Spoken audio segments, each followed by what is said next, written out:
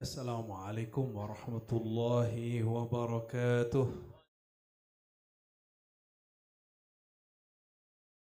Suara saya udah lemas, jawabannya juga lemas ya. Apa ganti mic dulu?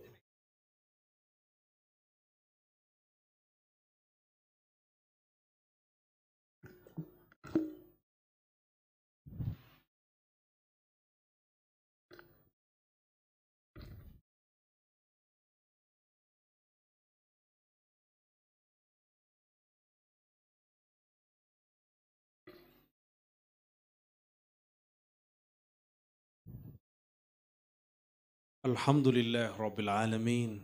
Wassalatu wassalamu ala sayyidil awwalin, sayyidil akhirin. Nabiyyun fil azal, wa fil hadathi, wa fil awwali wal akhiri. Sayyidina Ahmad, Sayyidina Muhammad, الرافع المرفوع الشفيع المشفع سيد الوجود سيد القونين جد الحسنين وعلى آله وأصحابه ولبيته وذريته أجمعين. Amma ba'du. Puji syukur kepada Allah. Alhamdulillah, negeri kita nikmatnya tidak hanya nikmat makan, minum, tenang, damai, tapi juga nikmat berketuhanan yang Maha Esa. Tidak ada lagi negara di dunia yang maulidnya diadakan hampir di semua pusat-pusat pemerintahan kecuali kita. Hatta Saudi tidak ada maulid di pemerintahannya. Nggak ada maulid, Pak. Yang agak besar itu maulid, baca sholawat itu di Brunei. Tapi kalau pengajian umum nggak banyak juga, banyakkan kita. Ini nikmat yang perlu disyukuri. Sayangnya para ustadz, para ulama dan sebagian habaib kadang entah kurang berjalan, entah ada pembisik yang kurang baik. Akhirnya tidak bersyukur dan masih mengumpat. Mengumpat orang yang beda faham. Dan juga mengumpat orang yang memerintah dan membebaskan dia untuk berdakwah. Semoga Allah menutupi aib kita semua. Amin ya rabbal alamin. Syukur ini hanyalah sempurna dengan berterima kasih kepada baginda Nabi Muhammad sallallahu alaihi wasallam. Kalau tidak ada beliau, nggak ada sholawat di sini, di Tanah Tidung. Tanah Tidung artinya apa, Pak Bupati? Tidung, tidur. Oh kita, nah suku Tidung gitu ya. Semoga Tanah Tidung dan penduduknya, para pemimpinnya, rakyatnya Allah berkahi. Dan Indonesia secara umum dan semua umat Islam di dunia. Amin rabbal alamin. Bapak Bupati, beliau ini seumuran dengan abang saya, ya. Saya panggil Bang Ibrahim lah ya. Bang Ibrahim Ali, semoga Allah berkahi kepemimpinannya. Amin. Wiridnya pemimpin bukan banyak sholat, tapi sampaikan amanah, berbuat adil. Sepakat? Makanya 3 doa yang dijawab langsung oleh Allah. Yang pertamanya bukan ahli ibadah. Yang pertamanya imamun adil. Imam yang adil, pemimpin yang adil. Maka orang jadi wali Allah nggak hanya di atas sajadah, nggak hanya bikin pesantren, tapi juga dengan memimpin negeri dengan wirid adil dan amanah. Kita doakan semua pemimpin kita, wabil khusus di Tanah Tidung, Allah ilhamkan dalam dirinya 2 sifat ini. Amin ya rabbal alamin. Dan juga kepada ketua dan raja jomblo sedunia. Semoga jabatan kerajaan jomblonya dipindahkan. Pak Ketua, maaf ya Pak Ketua ya, itu gelar baru itu. Jomblo Kingdom. Pak Kapolres, Pak Dandim, Bapak Kiai, ya, semua jajaran, satu persatu, semoga Allah berkahi mereka, amin, rabbal alamin.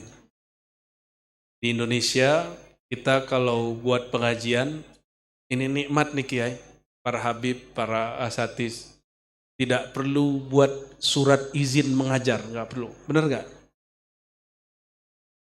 Alih-alih dicurigai, malah dihadiri sama Pak Kapolres, Bapak Dandim.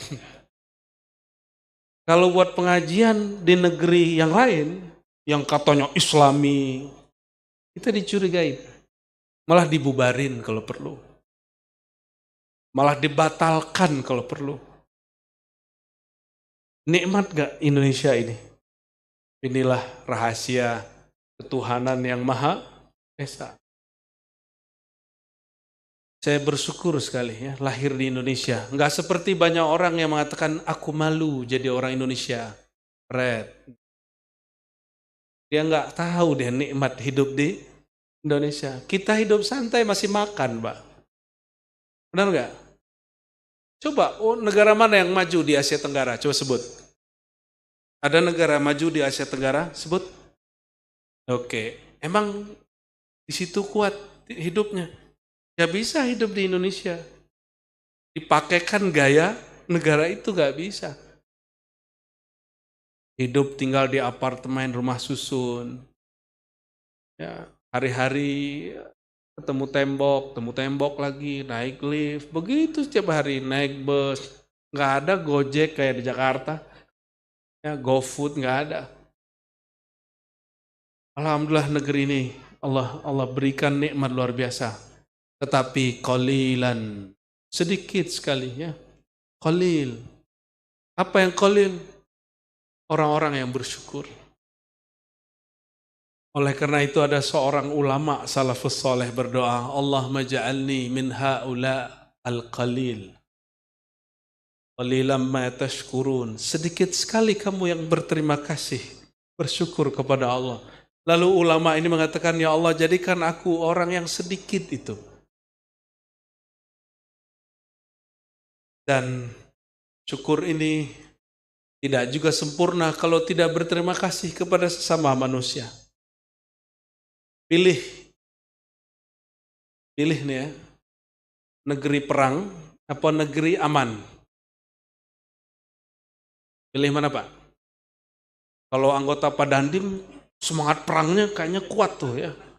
Tapi coba kasih pertanyaan, kamu pilih perang apa damai? Pasti dia senang negara damai.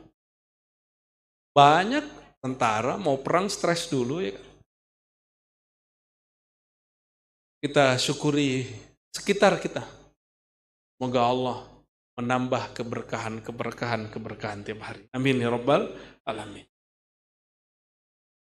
Karena tadi sudah disinggung masalah cincin, berarti ngaji santai. Ngaji santai aja ya. Kita nggak nyinggung jomblo lagi, nggak, tenang. Mumpung masih bulan Muharram, maka kita ambil tema kajian kita malam ini, Sirrul Hijrah, rahasia hijrah. Pasangin boleh diarahin ke sini deh. Karena tidung panas juga ya. Oke. Sebelumnya mari kita baca suratul Fatihah untuk Sayyidina Muhammad sallallahu alaihi wasallam. Untuk diri kita semua, para guru, para aulia, orang-orang yang membawa Islam ke negeri ini, ke negeri kita, ke dalam hati kita. Al-Fatihah.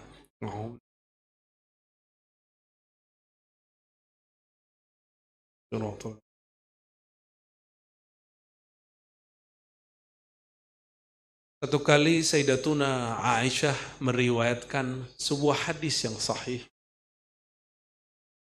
La hijrata ba'dal fathi. Nabi Muhammad SAW bersabda, tidak ada lagi hijrah setelah Fathu Mekah. Fathu Mekah, ada yang tahu tahun berapa? Apa arti Fathu Mekah? Pembukaan Mekah. Tapi dalam bahasa militer diartikan penaklukan Mekah. Itu kurang pas. Yang tepat pembukaan Mekah. Fathu, pembukaan. Tapi juga bisa diartikan memenangkan kembali Mekah dari kaum musyrik. Mengambil dari ayat idza jaa nasrullahi wal fath. Al-Fath artinya kemenangan, bukan pembukaan. Apa kata baginda Nabi Muhammad SAW? Tiada lagi hijrah secara fisik. Hijrah pindah dari suatu kota ke kota yang lain. Yang ada setelah Fatu Mekah. Ada yang tahu Fatu Mekah kapan? Mekah kembali direbut oleh Nabi Muhammad SAW tanpa perang. Damai. Seperti itulah negeri kita Nusantara dulu patah dibuka kembali. Jadi negeri ini diislamkan tanpa perang. Yang ngajak perang siapa? Londo, ya. Tahu Londo nggak? Orang Belanda, orang Portugis. Dan konyolnya Belanda itu datang bukan sebagai negara, datangnya sebagai pedagang lalu jajah kita. Karena Indonesia belum ada namanya Indonesia, masih kesultanan, kita mudah diadu domba. Mekah ditaklukkan tanpa perang, negeri kita juga ditaklukkan tanpa perang. Ada yang tahu tahun berapa? Jangan googling dulu. Masa ilmu sirah kenabian nanyanya ke produk Yahudi? Katanya anti Yahudi, barangnya dipakai. Ya. Katanya anti Yahudi, mau boykot barang Yahudi, tiap hari ente nonton itu. Jangan sembarangan mau boykot, mikir dulu sebelum ngomong. Ya. Nabi SAW tidak membenci Yahudi karena Yahudinya. Bahkan beliau beristrikan seorang Yahudi, yaitu Sayyidah Sofiyah. Hati kalau mau benci-benci, ya. Sayyidina Nabi SAW punya istri, ini beliau lakukan kenapa? Supaya kita tidak membenci ras, kita benci perbuatan buruk, bukan ras seseorang. Kalau dilihat muka kita, muka Arab, muka India, muka Yahudi, itu cakapan muka mana atau jelekan yang mana? Kalau hidung yang lebih maju, hidung siapa? Hidung Arab sama Yahudi, benar gak? Wajar, mereka keturunan Nabi Ibrahim. Di kita Pak Ibrahim ada. Tapi hidungnya gak mancung. Kecuali menurut Ibu PKK.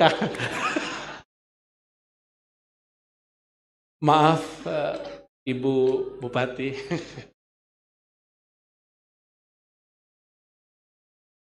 Wajah kita ini nggak standar untuk orang cakep gitu, nggak dapet, bener nggak? Nggak masuk. Maka Nabi SAW berperang dengan ayahnya Sayyidah Sofiyah, tapi menikah dengan anaknya. Itu gimana cerita gitu? Berarti Nabi sedang membatalkan kebencian ras. Nggak ada benci ras. Kita benci dengan perbuatan Zionis, tapi tidak benci dengan ras Yahudi. Tolong dibedakan, ya, karena mereka masih zuriat keturunan Sayyidina Ibrahim, tapi bukan Ibrahim Ali. Jadi tahun berapa? Sudah googling. Tahun berapa? Fatu Mekah. Aduh, percuma baca maulid kalau nggak tahu beginian. Makanya setiap majelis maulid harus ada pengajiannya walaupun setengah jam, menceritakan kisah Nabi. Sepakat? Maulid nggak ada mauizahnya, barokahnya cuma separoh. Sepakat, Bib? Sepakat, Kiai? Ya. Mesti ada yang bermauizah, walaupun hanya setengah jam. Menjelaskan makna dari isi yang dibaca. Jangan seperti himar yahmilu asfara, seperti keledai yang memikul banyak kitab. Tapi dia nggak tahu yang dia baca. Jangan sampai kita dapat pesan dari guru-guru kita, hidupkan majelis maulid, dan sirnya maulid itu mauizah, menceritakan kisah yang dimaulidkan Nabi Muhammad SAW. Jadi tahun berapa? 8. Habis googling, Syekh. Allahumma salli ala Muhammad. Tahun 8 Hijriah. Itu tahun 8, prosesnya panjang. Tahun ke-6 udah nyampe depan Mekah, diusir sama kafir Quraisy. Padahal senjata lengkap. Itu kalau Pak Dandim langsung beres itu. Ya. Kepala Dandimnya saat itu Sayyidina Umar. Kalau Pak Kapolresnya Abu Bakar Siddiq. Apa kata Sayyidina Umar? Ya Rasulullah. Enggak ya Rasulullah. Enggak pengen nyebut nama. Rasulan anta. Mempertanyakan kerasulan. Kamu beneran Rasul gak sih? Masa Rasul ngalah sama orang kafir? Nah, ini logika-logika preman. Maklum ya, preman berseragam kan masuk Islam. Dikasih oleh Rasulullah SAW senjata, dikasih jabatan, dikasih kekuasaan untuk memimpin tentara. Itu Sayyidina Umar, Pak Dandimnya saat itu tuh. Apa kata Sayyidina Umar? Ente benar Rasul gak sih? Masa sama kafir Quraisy takut? Gitu maksudnya. Itu kalau saya dengar sendiri Pak. Tentara itu gergetan sama polisi. Urusan Papua. Belum sekarang collaborate ya. Sekarang sudah kolaborasi tuh. Wah dulu pada gergetan.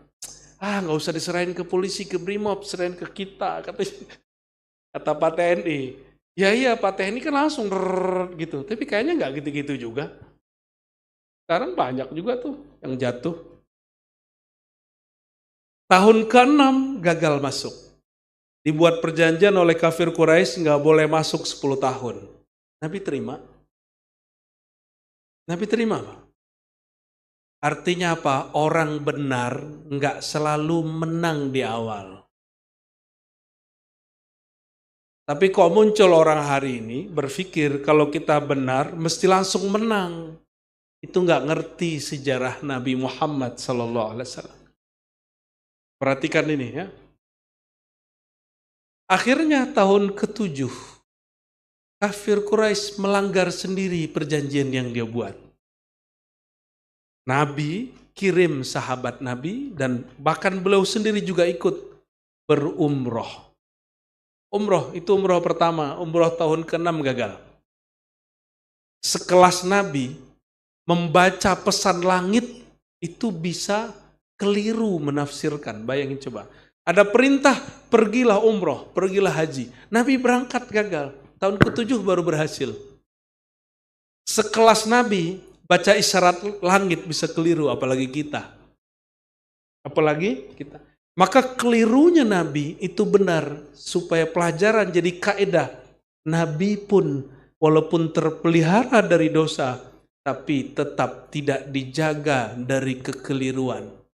Keliru itu kayak tadi. Maka imam namanya Fakhruddin Ar-Razi mengatakan Nabi boleh keliru tapi Nabi suci dari dosa. Bedakan keliru dengan dosa.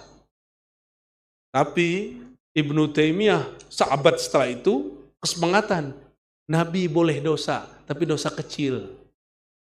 Ramai orang masuk penjara itu Ibnu Taimiyah ya.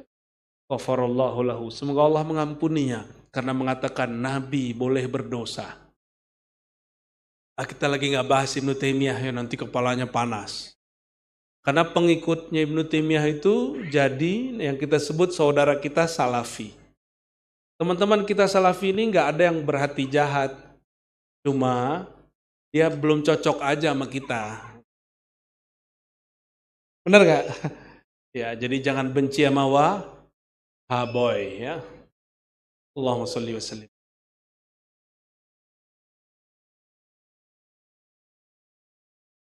Tahun ke-7 berangkat haji, berangkat umroh. Tahun ke-8 bulan Ramadan Nabi Muhammad SAW masuk Mekah. Mekah kembali direbut. Apa kata Nabi SAW? Kalau mau selamat masuk ke Baitul Haram atau masuk ke rumah pribadi atau masuk ke rumah pamannya. Siapa paman Nabi SAW? Abu Sufyan. Abu Sufyan ini orang yang ingin dihargai. Maka kalau masuk ke rumahnya, itu muat. Karena rumahnya 7 kali rumahnya Pak Bupati ini. Luas sekali rumahnya. Sama kebun-kebunnya masuk. Tapi nggak ada kebun sih di sana ya. Maka masuklah beliau ke Mekah. Ada juga yang melanggar 1-2 orang, tapi eksiden bukan perang resmi. Itu orang yang melawan secara pribadi. Ada belasan orang yang kemudian gugur. Tapi itu di luar SOP Nabi SAW. Nabi Muhammad SAW lalu berkhutbah di situ. La hijrata ba'dal fathi. Tiada lagi hijrah setelah fathu Mekah. Saya mau tanya nih Bapak ini ya, ibu-ibu, kalau pergi ke Mekah, maunya langsung umroh ya, benar? Benar. Tapi di tahun itu, Nabi Muhammad SAW tidak umroh di bulan puasa. Beliau sudah masuk Mekah, tapi tidak umroh. Ini pelajaran kalau ke Mekah jangan terlalu tamak umroh. Umroh lagi, umroh lagi, umroh lagi. Boleh nggak? Boleh, tapi nggak elok. Kenapa? Ka'bah itu barang suci. Kalau keseringan mandang, kita jadi tidak gregetan ketemu dia. Kalau bahasa Arabnya haibahnya hilang. Maka kita kalau doa ketemu Ka'bah ini dilupakan bahkan oleh mutawif, lupa dia. Allah mazidhu syarafan. Ya, di ujungnya wahaibatan. Ya Allah tambah-tambahi kemuliaan dan kehaibah, keagungan daripada Ka'bah ini. Maka orang yang awal berjumpa Ka'bah, itu batinnya lebih indah dari jatuh cinta. Ketarik untuk mengelilinginya. Benar nggak? Benar ya? Yang sudah, yang belum mah angguk-angguk bingung. Yazuk lam ya'rif. Ini bukan hadis. Yang tidak pernah ke sana, nggak pernah merasakan, nggak akan tahu. Nggak paham. Semoga yang belum berangkat, Allah berangkatkan. Amin ya Rabbal Alamin. Lalu apa setelah Fatu Mekah? Innama jihadun wa niyah. Yang ada setelah Fatu Mekah itu jihad dan niat. Hadis ini dipakai oleh kelompok ekstremis untuk membenarkan jihad yang jahat. Tetapi bagi orang yang faham, dia tahu jihad tidak pernah jahat. Jihad itu mulia, tidak pernah jahat. Di waktu pemimpin di Mesir menegur Syekhul Azhar, itu hapus tuh bab jihad dari jamiah, dari kampus. Apa kata beliau? Sudahlah Pak Presiden, masalah jihad kami lebih ngerti dari ente. Nggak usah atur-atur kami. Kami tahu kapan ngajarin santri, kapan boleh berjihad. Tapi kalau nggak paham bab ini, orang dia jadikan perbuatan jahatnya jadi jihad. Ini hati-hati. Kejadian di Mesir, 2019, masjid pusat orang sholawat, orang tarekat Syaziliyah, lagi Jumatan dibom. Jahat nggak tuh? Orang sholat Jumat, orang Islam nggak? Orang sholat Jumat Islam nggak? Itu dibom. Betapa jahatnya kelompok teroris yang atas namakan mujahidin ini, dalam jihad nggak boleh bunuh anak-anak. Waktu sholat Jumat ada anak-anak, ada orang tua, dibunuh sama mereka. Maka ke anak-anak muda saya sampaikan, kalian hati-hati kalau dengar kata jihad. Ya, mesti diambil dari ulama, bukan dari aktivis. Nih, perhatiin anak muda. Ilmu jihad diambil dari para ulama, para kiai, bukan dari aktivis, apalagi aktivis kampus.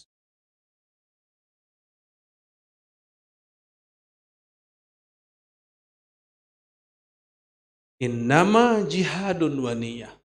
Yang ada jihad, jihad itu usaha membela negeri, membela iman, sedangkan niat usaha mempertahankan nur di dalam hati.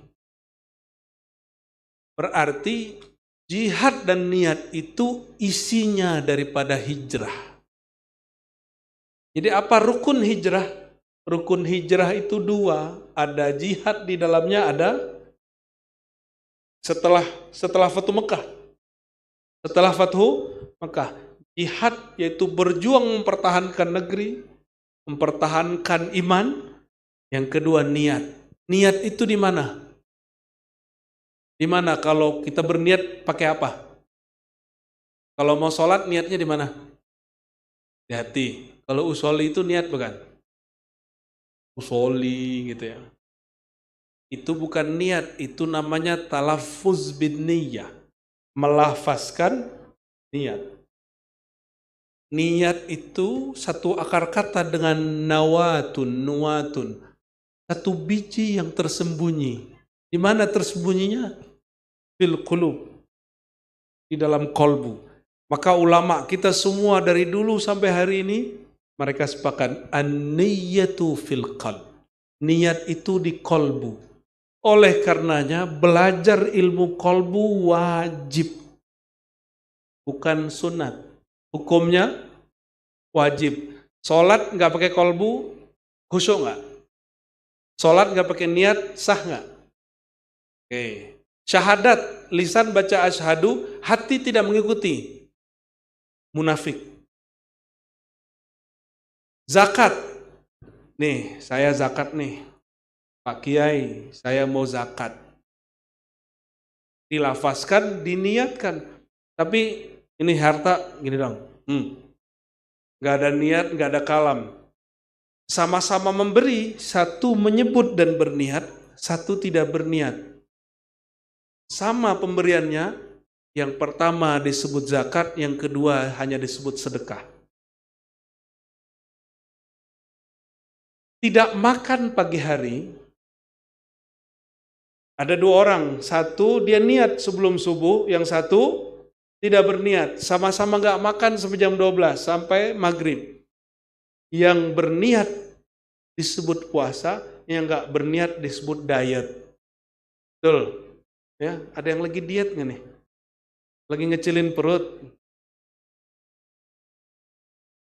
Beda nggak? Haji. Sama-sama berangkat ke Mekah, satu nggak niat, satu niat. Yang diterima Allah sebagai haji yang mana? Oleh karenanya Imam Syafi'i mengatakan, niat itu sepertiga agama. Kalau ngikuti ilmu Imam Syafi'i, maka belajar ilmu kolbu sepertiga agama. Sulusuddin fil qulub. Sepertiga ilmu agama ada di ilmu hati.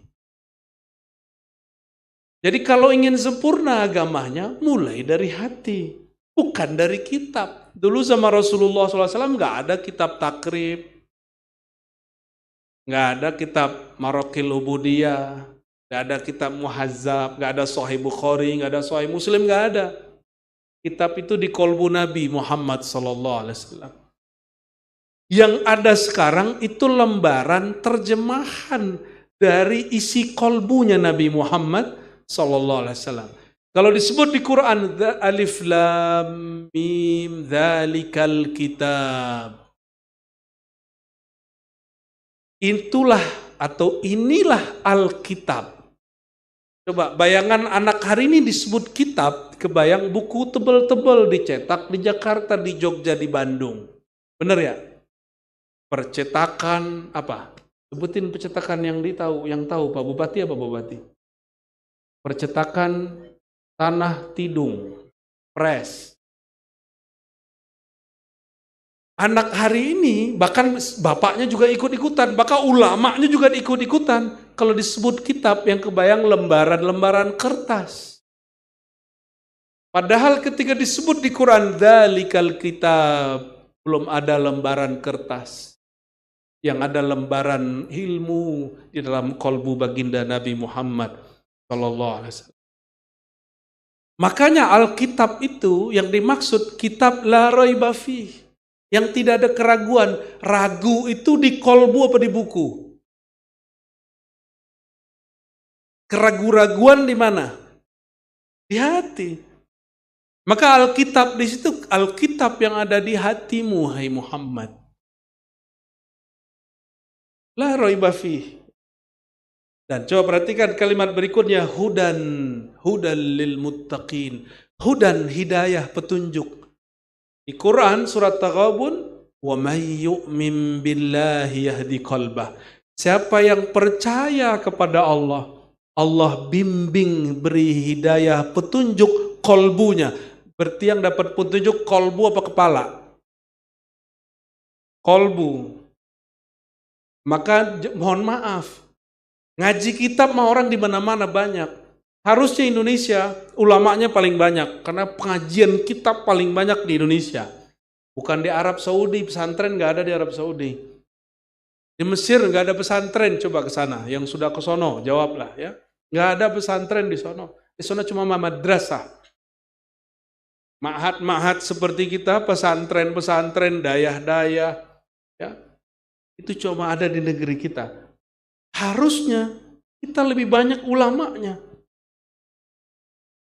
Tapi karena sebagian ulamanya juga terhijab oleh kitab yang diajarkan, dia lupa bahwa ada kitab di dalam dirinya. Itu kitab yang kita baca itu, kalau nggak pakai kolbu nggak ada maknanya. Coba, saya punya kitab kuning nih, saya kasih ke Bapak Ibu, langsung ngerti nggak? Kenapa? Karena kitab kertas nggak bisa ngomong. Kitab tuh nggak ada rasanya, nggak ada nyawanya, nggak ada ruhnya. Yang ada ruhnya kiai. Maka ruhul kitab asy-syaikh al-muallim. Ruhnya Alkitab itu guru. Sang maha guru itulah baginda Nabi Muhammad sallallahu alaihi wasallam. Walaupun semua kitab dibakar, bakarlah. Tapi ilmu nggak akan pernah hilang dari kolbu para ulama kecuali belum meninggal. Itu sebabnya alam ini nangis kalau ulama meninggal. Jadi serius Pak Bupati ini. Katanya tadi mau santai. Tapi ini mah belum kajian serius ini. Ini bagi saya masih pengantar ilmu kolbu ini. Hudan lil muttaqin. Petunjuk. Yang petunjuk itu masuk ke dalam hati. Hati siapa? Muttaqin. Orang yang bertakwa. Perhatikan hadisnya. At-taqwa hahuna. Takwa itu di dalam dada. Tuh nyambung dari awal ayat sampai akhir ayat. Itu baru, belum kita baca surat-surat yang lain. Baru ayat 1-2 Al-Baqarah. Langsung menyentuh kolbu. Hudan si Alkitab. Petunjuk bagi orang yang menggunakan kolbunya. Itu yang disebut muttaqin. Hari ini kita menerjemahkan takwa, menjauhkan larangan, melakukan suruhan. Kayaknya horor gitu. Padahal rukun takwa pertama, takwal qulub, menjaga kolbu. Baru lakukan perintah, hentikan larangan. Oleh karenanya, ada seorang ulama di tanah Melayu, di Semenanjung Malaysia, dulu nulis kitab At-Tufa al-Mursalah fi Tariqatil Ahmadiyah. Saya ingat segitu judulnya. Itu ulama kita, ulama Melayu ya. Dulu belum ada Indonesia, belum ada Malaysia. Masih kesultanan Melayu yang berbagai macam namanya. Apa kata beliau? Takwa itu ada 3, takwa awam, takwa khawasul. Takwa orang awam horor. Agama tuh kayaknya menyeramkan. Mungkin itu kali, makanya anggotanya Pak Bupati jarak dikit yang datang. Yang jauh datang. Ya Pak ya, takut. Karena hari-hari ketemu Pak Bupati, paling juga ceramain kita.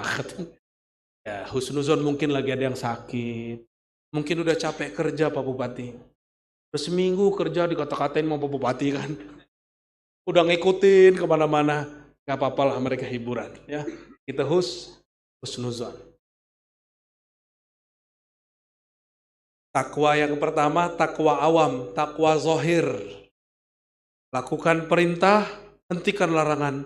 Kalau itu yang disebut takwa, orang capek beragama. Tanya agama tuh ngatur-ngatur gitu. Ngancem-ngancem, kamu nih kalau ngelakuin ini ntar begini, masuk neraka kamu. Ujung-ujungnya ngancem. Itu takwa orang awam. Makanya banyak orang udah bosan dengerin khutbah Jumat.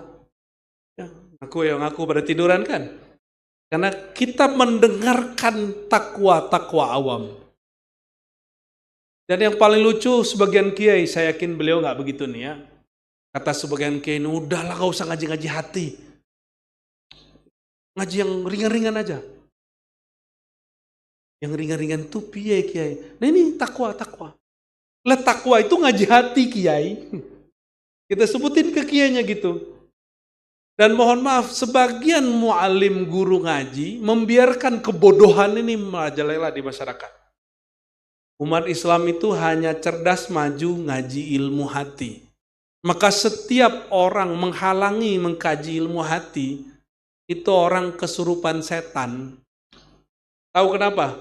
Karena iblis minta izin kepada Allah. Apa kata iblis? Disebutkan oleh Imam Suwarwardi dalam Awariful Ma'arif. Ya Rabb, dia manggil Allah itu mesra sekali, ya Rabb. Wahai Tuhanku, izinkan aku menguasai darah manusia. Diizinkan oleh Allah. Udah diizinkan, minta lagi. Ya Allah, izinkan aku menguasai hati manusia. Disitulah Allah murka. Apa kata Allah? Sombong itu adalah selendangku. Maksudnya kamu jangan belagu iblis. Wilayahku jangan pernah dimasuki. Kolbu itu wilayah Allah, nggak boleh dimasuki. Maka mohon maaf, ngurus anak, ngurus istri, ngurus murid, mungkin juga Pak Bupati, Pak Ketua DPR, ngurusin rakyat. Jangan urusin hati mereka. Biar Allah yang urus hati mereka. Jangan atur hati orang. Bimbing boleh, atur nggak boleh. Maka cinta tak boleh dipaksa, kata Pak Ketua DPR. Walaupun disodor-sodorin, gak bisa maksa kan. Aku paham dirimu. Gak usah dipaksa, nanti juga ketemu. Atau beliau mengikuti jejak Imam Nawawi. No itu jomblo 1000%. Sampai mati boleh jomblo. Ketawanya tanda beliau gak mau jomblo sampai mati. Mumpung masih jabat ya. Amin ya Rabbal alamin. Allahumma sholli wa sallim alaihi. Jadi hati-hati. Orang yang menghalangi kajian ilmu hati, ilmu kolbu, saya curiga dia kesurupan syaiton. Karena syaiton tidak izin ada orang ngerti ilmu kolbu. Nggak pernah izin. Dan ini masalahnya. Ilmu kolbu itu istilahnya agak horor dikit. Ilmu tasawuf. Kalau disebut ilmu kolbu, orang semua terima. Kalau disebut tasawuf, ya sudah kita tinggalkan istilah tasawuf, taruh dulu tasawuf. Kita pakai istilah Quran, ilmu pasti pada mau. Ya kadang-kadang istilah ini kita simpen juga sih. Padahal dia juga kan. Ibnu Taimiyah anti tasawuf. Masuk penjara, keluar penjara, masuk penjara. Lama-lama jadi sufi. Buktinya dia ngeluarin 2 kitab tentang tasawuf, tentang ilmu kolbu. Lalu murid dia di penjara, namanya Ibnu Qayyim, nulis kitab. Lebih dari 10 kitab isinya tentang ilmu kolbu. Tibbil qulub, ada wad-dawa, ada uddatus sabr, ada madarijus salikin, wabilus sawib. Banyak tuh. Ada yang bisa ulang nggak? Kalau ada yang bisa saya beliin kitabnya. Lalu ada takwa level 2. Takwa level 2 ini nggak horor. Masuk ke ilmu kolbu. Nih tips, mau beragama santai? Belajar ilmu kolbu. Semua amalan jadi ringan. Yang tadi kita anggap berat, nggak ada yang berat. Belajar ilmu kolbu. Sama, kerja kalau pakai hati, ringan nggak? Terus, kenapa ada orang bisa kerja pakai hati, tapi kalau sholat nggak bisa pakai hati? Itu sebabnya sholat subuh masih berat, subuhnya masih subha. Subuh plus duha. Ya, masih begitu kan nih? Bagian wajahnya begitu nih ya. Kayaknya pada redup-redup ke itu. Saya lagi duduk. Soto ya. Takwa yang kedua itu takwal qulub. Takwa yang ada di hati. Apa itu takwa di hati? Membuang sifat-sifat buruk dari dalam kolbu. Lalu mengisinya dengan yang baik. Maka jangan heran, ada kawan kita sudah tobat, sudah hijrah, tapi tambah ngeselin. Karena dia baru hijrah pakaiannya. Baru hijrah style. Tadi nggak berjenggot, sekarang berjenggot. Tadi celananya ke bawah, sekarang naik ke atas. Tadi belum sarungan, sekarang sarungan. Tadi belum pakai tasbih, sekarang bawa tasbih. Tapi kalau ngomong nyebelin. Kenapa? Karena dia beragamanya masih zahir. Batinnya belum dibersihin. Mohon dimaklumi, jangan dimusuhi. Itu orang sedang OTW. Apa tuh OTW? Sedang di perjalanan. Itu pengalaman saya soalnya. Kita dulu begitu ngeselin. Lihat orang begini, kita salahin. Orang begitu, semua salah. Dan tempat yang paling nyebelin itu masjid. Karena di masjid banyak orang nyebelin. Sholat, celananya di bawah mata kaki, softnya maju mundur. Imamnya pakai Sayyidina Muhammad bid'ah gitu. Nyebelin semua. Jadi semua di masjid itu nyebelin. Yang benar saya aja. Dulu begitu. Karena hijrahnya baru hijrah zahir. Baru ilmu-ilmu yang zahir. Belum hijrah qalbu.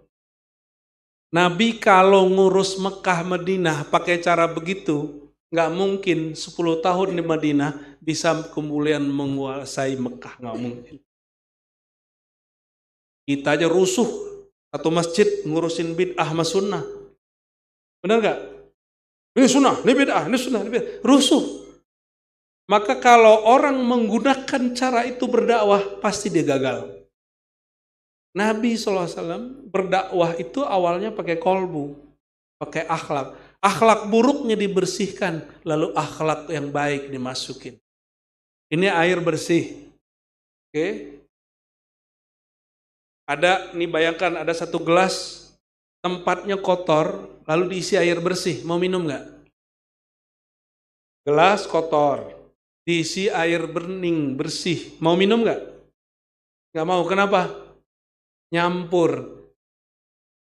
Kenapa orang tidak bisa diterima kalamnya? Karena dia belum bersihin di sininya. Bersihin dulu, kita nggak akan pernah benar-benar bersih, tapi kita berusaha membersihkan. Kan kalau gelas kita bersihin kan juga belum tentu bakterinya hilang semua, kumannya hilang semua, minimal secara kasat mata sudah hilang. Kalau ingin berhasil mendidik rumah tangga, majelis, ya, untuk akhlak, masalah berlanjut nggak berlanjut terus cerita lain. Urusin, termasuk ngurusin negeri. Kita mulai dari kolbu. Jangan mulai dari nyuruh-nyuruh, jangan mulai dari larangan. Kalau saya memimpin tidak boleh ini, tidak boleh itu. Kayaknya Pak Ibrahim aman ya? Begitu nggak? Suka ngelarang-ngelarang nggak Pak Bupati? Ya, banyak aturan nggak? Kalau ya nyebelin berarti. Tapi saya yakin enggak ya, karena masih orang-orang yang suka ngaji kolbu. Dan saya yakin saya berjumpa pasti dengan orang yang suka kajian kolbu. Alhamdulillah Rabbil Amin. Jadi takwa kedua apa takwa kedua? Takwa kolbu. Penyakit kolbu itu apa aja? Kotoran kolbu. Yang paling bahaya syirik. Syiriknya orang Islam itu nggak ada yang syirik nyembah matahari, nyembah Nabi Isa itu nggak ada. Syiriknya orang Islam kebanyakan satu hal, riya. Disebut syirik khafi. Apa arti syirik khafi? Syirik berbuat karena harap dipuji, takut dicaci. Ini hati-hati nih orang politik nih, mohon maaf nih, khusus buat beliau berdua nih. Boleh gak pencitraan? Boleh banget. Ya. Tapi jangan mencitrakan diri di hadapan makhluk, mencitrakan diri di hadapan Khalik. Termasuk ya pemimpin kita dari kalangan militer dan sipil ya, Pak Dandim, Pak Kapolres. Mungkin yang berbuat Dandim yang dapat nama Pak Polisi, gak usah marah. Kan tuh niatnya bukan ingin dipuji Pak Presiden, Pak Bupati. Indonesia dan semua negara di dunia hampir sama. Yang berbuat divisi apa, yang dipuji yang mana. Itu ngamuk-ngamuk itu. Yang berbuatnya ngamuk. Oh, berarti selama ini dia berbuat ingin dipuji pimpinan. Mereka lupa sang maha pemimpin tertinggi. Allah Rabbuna al-Ali al-Azim. Kalau nggak ngapain, batal tuh ayat kursinya. Ya. Baca wala yauduhu hibzuhuma wa huwal aliyul azim. Yang maha tinggi, yang maha agung itu Allah. Bukan tinggi tempat. Tempat itu makhluk, Allah bukan makhluk. Hanya dia yang tahu makna tinggi di situ. Jadi syirik pertama yang harus dibersihkan dari kolbu, syirik apa? Riya. Mulailah berbuat, silakan mencitrakan diri, bukan karena harap dipuji, bukan karena takut dicaci. Maka kalau dibalik, kekasih Allah itu sederhana. Dia berbuat, tidak ada syirik khafi di kolbunya. Nggak takut dicaci, maka dicaci nggak balas. Kenapa nggak balas? Emang aku tercela, emang aku hina. Maka kalau dihina orang dia nggak masalah. Nggak dipuji nggak apa-apa. Kenapa? Yang maha terpuji hanya Allah. Rabbuna, ilahuna. Kalau Quran, jangan-jangan kalau udah jadi Pak Ketua lain Fatihahnya nih. Ya. Masih Fatihahnya Alhamdulillahirabbil alamin ya? Masih ya? Sama Pak Bupati ya? Atau Pak Kapolres sama Dandim sudah beda nih setelah jadi kepala nih. Kali Alhamdulillah gitu. Alhamdulillah, tahu li? Pujian milikku. Yang benar ayatnya Alhamdulillah. Semua pujian milik Allah. Berarti kalau saya dipuji, bapak-bapak ini dipuji, yang dipuji sebenarnya siapa? Sifat Allah, perbuatan Allah yang Allah pantulkan kepada diri kita. Maka kata Imam Nu'taila Sekarni, laula jamalu sitrihi, kalau bukan karena Allah menutupi kita dengan keindahan sifatnya, maka tidak ada orang yang menghormati kamu. Maka penghormatan orang kepada kita bukan kepada fisik dan zat kita ini, tapi karena ada sifat Allah, Allah pinjamkan kepada kita. Semoga Allah selalu meminjamkan yang baik-baik. Amin ya rabbal alamin. Ulama, sifat apa yang ada di ulama? Al-ilmu. Sifat apa? Maka orang hormat ke ulama bukan ke badannya. Ulama kan kalau sudah agak berumur dikit jarang olahraga. Apalagi bininya itu doang. Akhirnya badannya menjadi gemoy. Ya Pak Kiai, mohon maaf Pak Kiai ya. Pak Kiai jadi gemoy nih, jangan-jangan nih. Jadi nggak maco lagi. Nggak menarik tubuh Kiai mah. Bu Habib gendut-gendut, gembrot-gembrot, habis maulid makan nasi kebuli ya kan. Udah nggak menarik. Yang menarik apa dari Habib, dari ulama, dari Kiai? Sifat ilmu Allah yang nempel pada dirinya. Kalau sifat kepemimpinan ada jatahnya 5 tahun. Tapi sifat amanah adil dibawa sampai mati.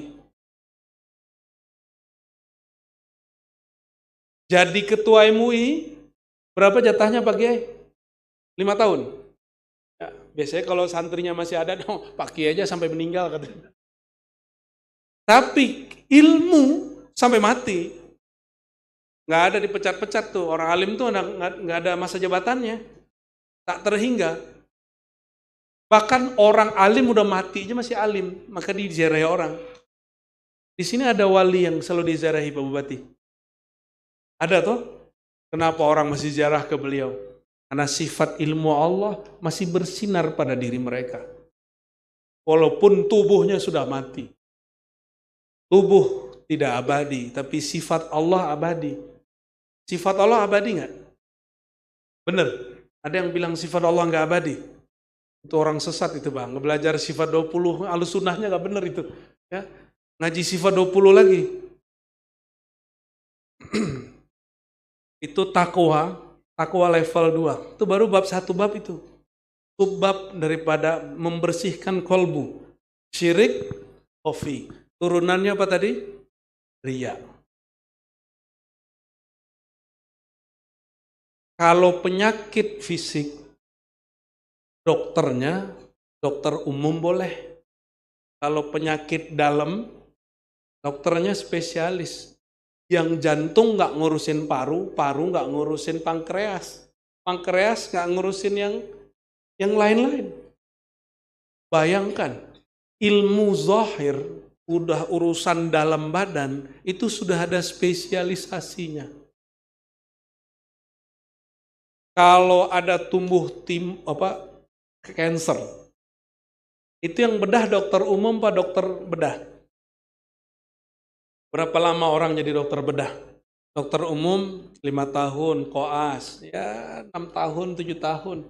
Dokter spesialis, tambah lagi berapa tahun? 4. Udah berapa tahun tuh? Oh wajar ya kalau ada dokter perempuan tuh lama sekali nikahnya.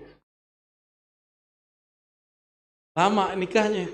Harus diselamatin segera oleh para soleh-solihun ini.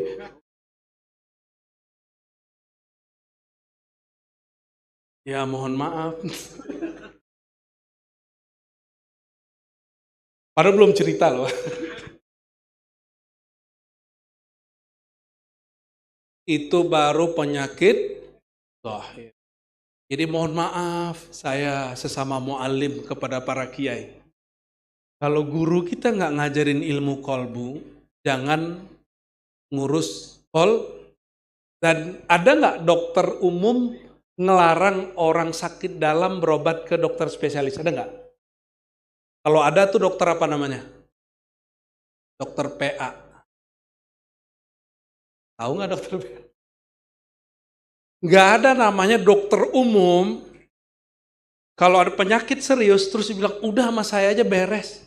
Enggak, pasti dia bilang saya kasih surat rujukannya. Benar nggak? Tapi hari ini betapa lebih jahilnya orang yang katanya berilmu agama. Murid dia punya penyakit kolbu, dia tahan, gak usah ngaji-ngaji begituan. Sini aja ngaji benerin aja syariat ente, gak usah belajar-belajar begituan. Udah denger sekarang ada orang begitu? Udah banyak hari ini. Mohon maaf kalau Pak Kiai ada yang begitu. Tapi saya yakin kalau Pak Kiai yang hadir nggak begitu. Karena kalau begitu pasti nggak hadir gitu. Eman itu aneh. Saya dengar sendiri ada Kiai ngomong begitu. Udah Rozi ngapain ente bahas-bahas begituan. Akhirnya ya udah kita ajak diskusi hot ya. Diskusi kolbu. Lama-lama nurut juga sama kita. Dia sholat ternyata nggak khusyuk. Kalau ngajar sukanya ngamuk-ngamuk, marahin orang. Orang ngantuk dimarahin kan. Kasian Pak, orang ngantuk tuh kayaknya udah kecapean dimarahin. Ada guru nggak di sini? Suka marahin muridnya lagi ngantuk nggak? Itu murid udah nggak berdaya nahan ngantuk, masih dimarahin. Coba belajar ilmu psikologi ya. Murid kalau ngantuk belum tentu dia tidur. Belum tentu, nanti itu ilmu sendiri ya, saya nggak mau bahas itu. Kalau kita penyakitnya penyakit dalam, kolbu, nggak bisa pakai guru ngaji biasa. Ustadz ngajar fikih yang zahir, mesti fikih yang batin. Mesti fikhul qulub, orang yang ngerti ilmu kolbu. Tadi jadi dokter spesialis minimal 8-10 tahun ya. Ya sama, untuk jadi ulama ahli kolbu minimal 10 tahun. Kecuali Allah pendekkan waktu, panjangkan waktu. Itu terserah Allah itu. Karena dialah sang waktu. Ada orang yang cuma sekali, 2 kali ketemu gurunya, langsung kolbunya kebuka. Yang gak kebuka oleh orang yang Sudah baca Quran 20 tahun. Karena orang ini baca Quran hanya zahirnya, batinnya nggak ikut baca. Nah itu takwa level 2, baru kita buka satu sub, itu ada 7 sub.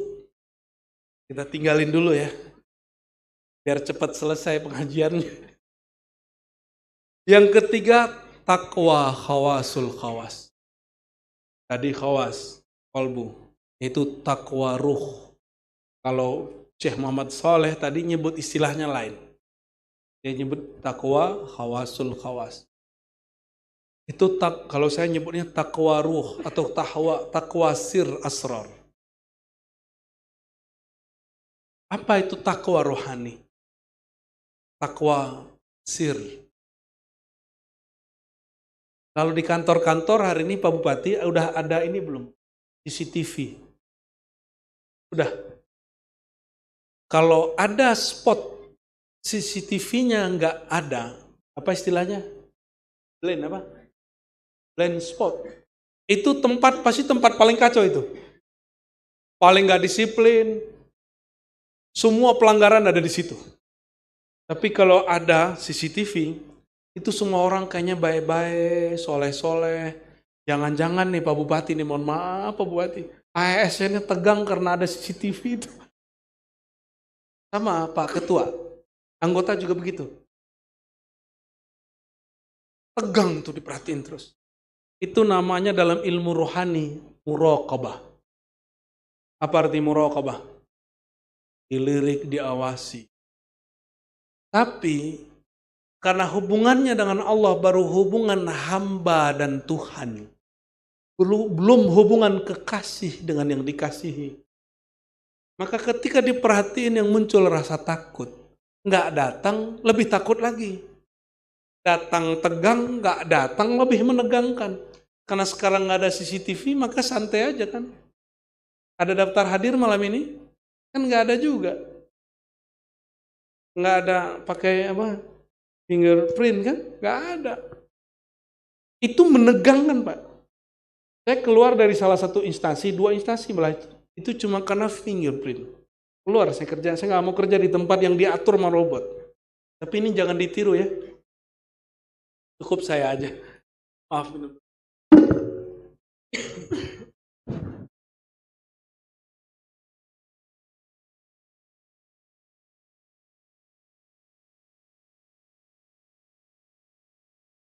Jadi kenapa pengawasan pandangan itu membuat orang tegang? Karena hubungan dia dengan yang mengawasi baru hubungan atasan dan bawahan. Nih, coba. Pernah diperhatiin kekasih nggak? Saya ngeliat ke Pak Ketua deh. Sekarang orang diperhatiin nggak hanya lewat mata, lewat sosial media.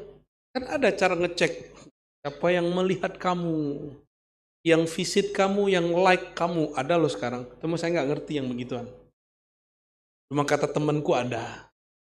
Seneng nggak? Oh tahu-tahu yang ngunjungin aku si Anu gitu. Betapa senangnya si doi. Yang visit dia, yang nengok akun dia Pak Ketua, the King of Jomblo. Seneng banget itu. Aku diperhatiin gitu. Kenapa? Berharap ada rasa cinta yang tumbuh.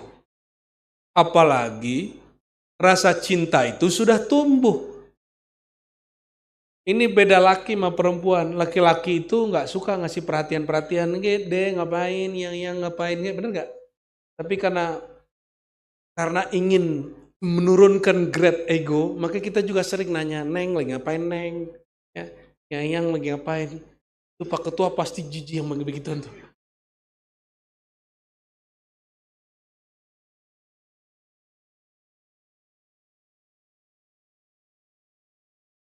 Kalau hubungan kita sama orang, hubungan cinta, diperhatiin seneng. Tapi kalau hubungan atasan bawahan, diperhatiin tegang. Jangan-jangan kita sama Allah itu baru hubungan hamba dan Tuhan. Belum hubungan kekasih dengan zat yang maha terkasih. Kenapa? Kita belum kenal-kenal amat kok sama Allah. Baru kenal Allah pakai neraka, bener kan? Ya, nggak sholat, rotan. Sholat, dapat. Tuhan begitu. Hubungan pahala, ancaman. Belum hubungan cinta, hari sebulan, bener ya? Oh kalau Pak Bupati nggak mungkin, Sabtu Minggu undangan tambah rapat. Betul kan? Ya, Sabtu Minggu pasti diundang, belum lagi tahun-tahun politik nih, tambah rame deh pasti. Capek itu, cuma apa lagi? Dan apa boleh buat? Derita lo. Ya, derita tapi asik tuh. Itulah anehnya manusia. Manusia itu senang kalau capek, nggak senang kalau nggak capek. Suka direpotin, tersinggung kalau nggak disusahin. Nah itu manusia tuh. Nah ini mereka ini orang ini. Dari Pangkalsut sampai ujung sana sama tuh.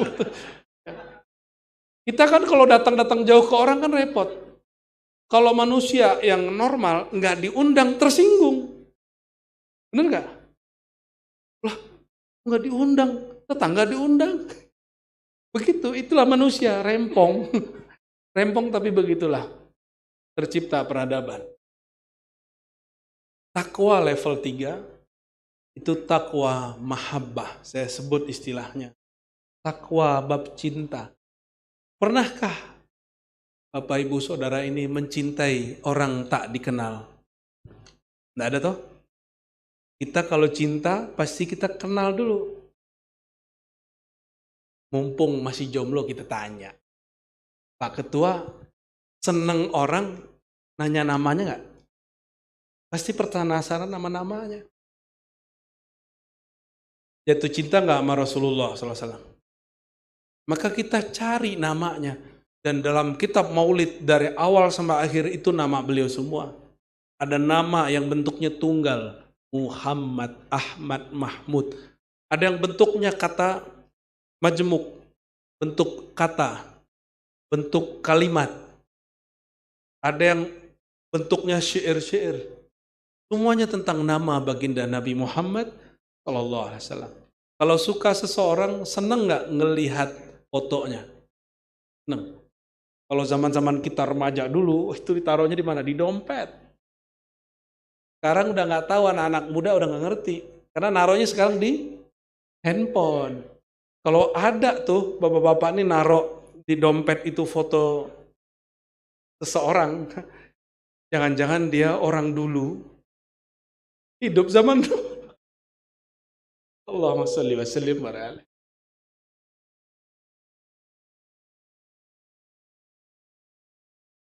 Terlambat sadar deh.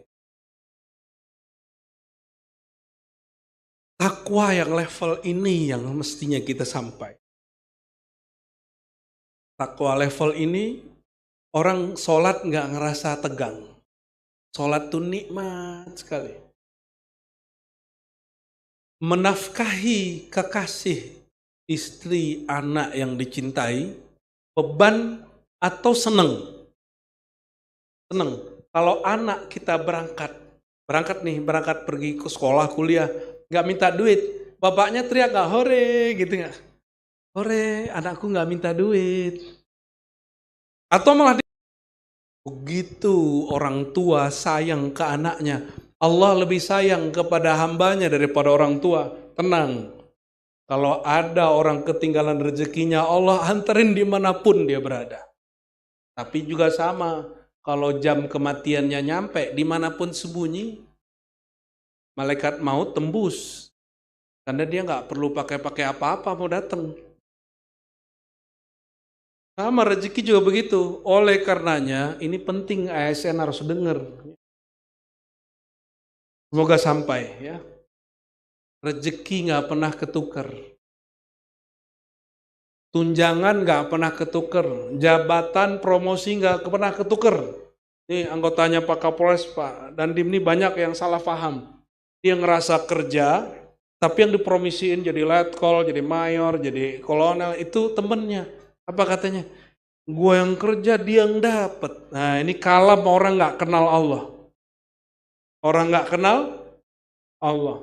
Sama anggota nih, ASN misalnya. Aku yang kerja, kok dia yang dapat? Ada yang ngomong begitu, dia nggak kenal Allah Subhanahu wa Ta'ala. Dia kira cari perhatian pimpinan itu nambah rezeki, enggak. Yang dicari itu perhatian Allah yang memimpin alam semesta, Malikul Mulk. Pasti kebawa pemimpin-pemimpin dunia. Ya, insya Allah. Kalau mau kenal seseorang, kenalan dulu namanya. Kalau mau kenal Allah, kenali namanya. Mau kenal Nabi Muhammad SAW, kenali nama-namanya. Kenali sifat-sifatnya. Baru tambah jatuh cinta, tambah jatuh cinta, tambah jatuh cinta. Jangan pertama mau kenal orang dicari kesesatan fulan. Ya, ini baru mau kenal nih. Kesalahan Pak Bupati Ibrahim Ali. Ini kebanyakan orang belum kenal yang dicari kesalahan. Kesesatan Ar-Razi Hashim. Belum ketemu yang dicari kesesatan. Belum jumpa yang dicari aib. Gimana mau cinta? Gimana mau jadi kekasih Allah? Sifat ke makhluk itu begitu, apalagi kepada Allah. Itu karakter dia kalau ke makhluk. Saya pastikan orang yang begitu, dia kalau ke Allah pasti ngitung-ngitung. Saya kalau zikir begini, begini jadinya. Saya kalau begini, begini jadinya. Sama Allah hitung-hitungan. Makanya ulama kita sebagian mainin yang bab begini. Ya, mau rezeki mudah, amalin ini. Itu amalan pelaris, itu lebih dari 300 bahkan 1000 macam. Tapi kalau nggak dapat sirnya, nggak akan bekerja walaupun khatam 70.000 kali sehari. Sir itu sir mahabbah, sir cinta. Bapak saudara kan Allah, maka kembali ke hadis yang pertama, la hijrata ba'dal fathi illa jihadun wa niyah. Setelah hijrah itu ilmu yang wajib kita pelajari, ilmu hati, ilmu kolbu. Maka saya berharap para kiai, para guru, para muallim, para habaib, ya, dan para pemimpin, mari kita hidupkan majelis-majelis hati. Kepada para politisi, gak usah manfaatkan majelis taklim, hidupkan majelis taklim. Allah akan hidupkan perjuangan politiknya. Maka kita husnuzon kalau ada orang-orang politisi datang ke majelis. Semoga bukan modus. Ya. Buktinya apa? Sebelum musim politik sudah bermajelis. Ya, pegang-pegang ya. Sebelum musim politik sudah bermajelis. Nanti nggak pun punya jabatan, masih tetap bermajelis. Kenapa? Ya politik 5 tahun. Tapi cinta ke Nabi 5 tahun nggak? Enggak. Maka ulama itu apapun tugasnya, sir dia sama. Dimanapun tinggalnya, yang dia buat pasti sama. Yang diajarkan, yang dia buat, bagaimana mengajak orang cinta Allah, cinta Rasulullah SAW.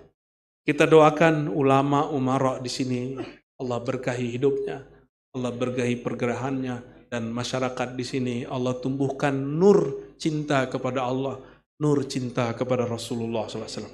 Amin ya rabbal alamin. Semoga bermanfaat. Kita lanjutkan esok malam. Insya. Mohon maaf Pak Ketua dari tadi kena itu terus ya.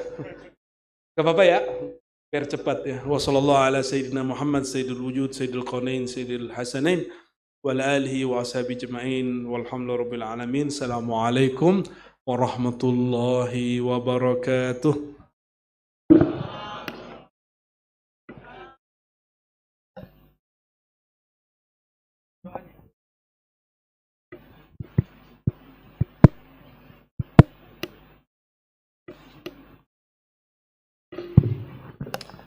Baik, kita supaya Allah berkahi majelis ini, mari kita tutup majelis salawat, majelis mulia malam ini dengan berdoa.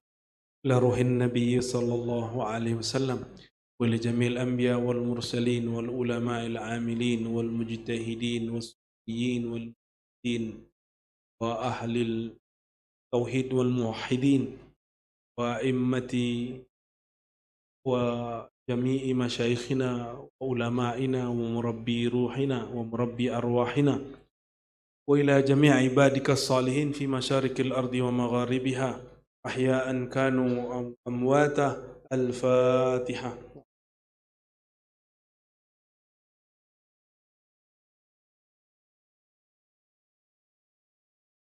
أعوذ بالله من الشيطان.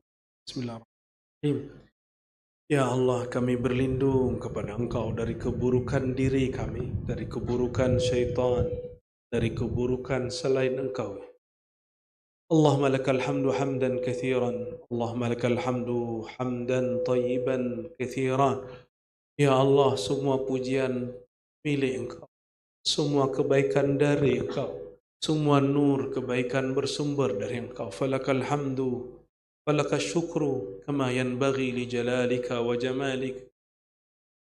اللهم صل وسلم وبارك على سيدنا محمد أكمل الوجود سيدنا أحمد وعلى آله وصحبه أجمعين. اللهم ya Allah, sampaikan salam rindu kami, salam cinta kami kepada ruhaniah baginda Nabi Muhammad sallallahu alaihi wasallam. Dan ya Allah, limpahkan salawat Engkau kepada beliau, lalu limpahkan yang telah Engkau turunkan kepada kolbu baginda Rasulullah SAW, turun mengalir kepada kolbu kami. Allahumma ya Allah, ya Alim, ya Alim, alimna ilman yanfa'una. Ya Allah yang maha berilmu, yang maha alim, yang maha tahu, ajarkan kami ya Allah, bimbinglah kami ya Allah, mengerti ilmu yang bermanfaat bagi kami di dunia dan akhirat. Ilman yuqarribuna ilaik, ilman yu'arrifuna aqrabat turuqi ilaik, ilmu yang menghantarkan kami kenal kepada Engkau, cinta kepada kekasih Engkau, ilmu yang mengajarkan kami takwa yang zahir, takwa yang qalbiyah, takwa yang sirriyah, ruhiyah. Allahumma ya alim bidhati sudur, ya aliman bidhati sudur. Ya Allah yang maha mengetahui isi hati kami, semua aib kami, semua noda kami, semua dosa kami. Mohon ya Allah, jangan Engkau buka aib kami di hadapan Engkau, apalagi di hadapan makhluk Engkau. Ya Allah, in ra'aita fina dzanban famhuha waghfirlah.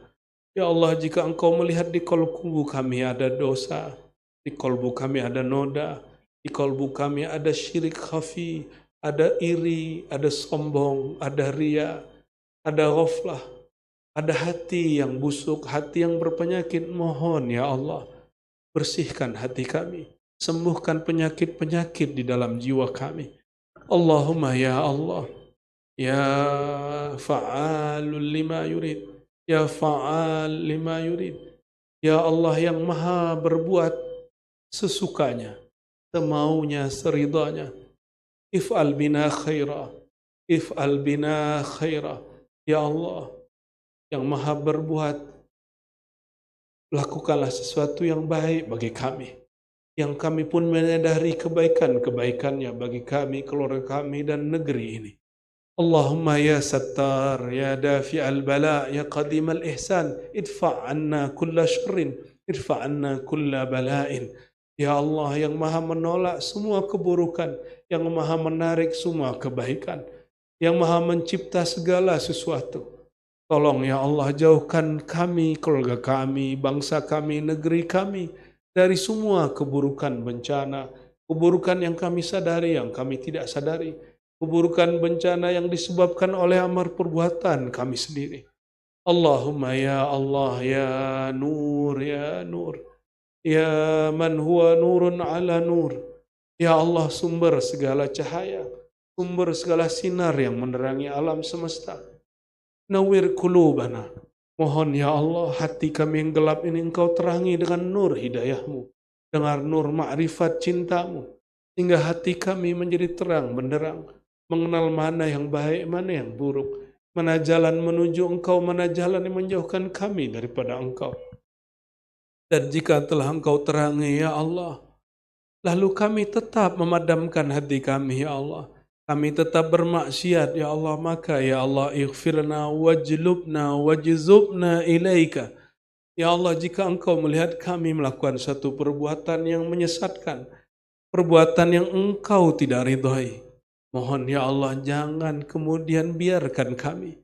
Dan juga jangan ya Allah Engkau tegur kami dengan jalalmu, dengan keagunganmu. Tapi tegurlah kami dengan Rahman Rahimmu ya Allah. Sehingga kami cepat sadar kembali kepada Engkau ya Allah. Allahumma ya Allah nawwir buyutana wa nawwir sudurana wa nawwir biladana wa nawwir ahlana wa dhurriyyatana wa nawwir azwajana wa jami'al muslimin. Ya Allah beri cahaya dada kami, rumah kami, pasangan kami, istri kami, bangsa ini, negara ini. Beri cahaya siapapun di kolbunya ada iman kepada Engkau. Allahumma alhimna rusyda. Ya Allah terakhir kami sebagai bangsa, sebagai hamba Engkau, mohon ilhami nur dalam kolbu kami. Sebagai hamba menyembah Engkau, sebagai rakyat yang menjalankan tugas-tugasnya sebagai rakyat. Sebagai pemimpin yang dapat menjalankan dengan penuh adil dan amanah. Sebagai orang-orang yang menjalankan tugasnya, apapun itu ya Allah, yassir lana umurana. Mudahkan semua tugas kami. Mudahkan semua tugas-tugas kami. Allahumma ya muyassir kulla asir yassir umurana fi fadlikal wasi' wa bi rahmatikal wasi'ah. Rabbana atina fid dunya hasanah wa fil akhirati hasanah wa qina adzaban nar. Wa sallallahu ala sayyidina Muhammad sayyidil wujud wa ala alihi wa ashabihi wa li baitihi wa dhurriyyati jama'in. Walhamdulillahi rabbil alamin.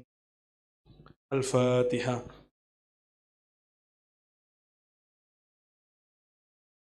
الذين أنعمت عليهم غير المغضوب عليهم ولا الضالين. الله ملائكته يصلون على النبي يا أيها الذين آمنوا صلوا عليه وسلموا تسليما. صلوات جبريل.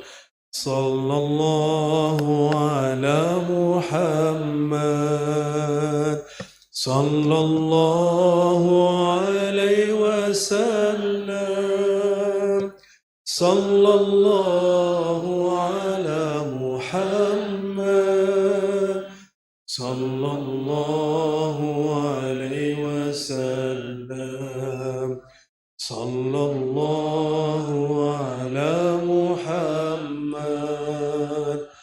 صلى الله عليه وسلم. صلى الله على محمد صلى الله عليه وسلم. الحمد لله رب العالمين. السلام عليكم warahmatullahi wabarakatuh.